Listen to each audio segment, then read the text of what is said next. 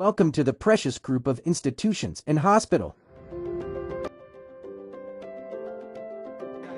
कि इस तरह हौसले आजमाया करो, मुश्किलें देख कर मुस्कुराया करो, मुश्किलें देख कर मुस्कुराया करो।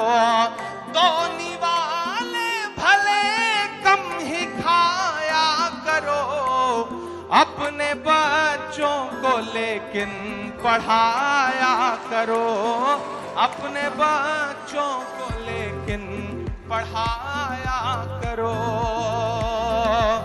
शिक्षित होइए, संगठित होइए। कभी डॉक्टर बाबा साहब अंबेडकर ने कहा था ना कि शिक्षा वो शेरनी है कि जिसका दूध जो कोई भी पिएगा वो दहाड़ेगा। तो अगर दहाड़ना चाहते हो, समाज में इज्जत के साथ रहना चाहते हो, तो शिक्षित बनो।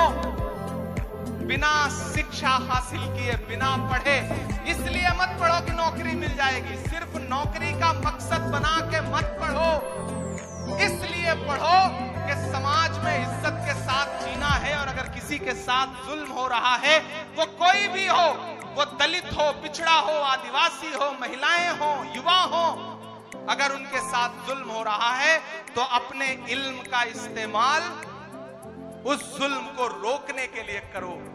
अल्लाह के रसूल ने कहा है ना कि इल्म हासिल करो चाहे चीन तक जाना पड़े।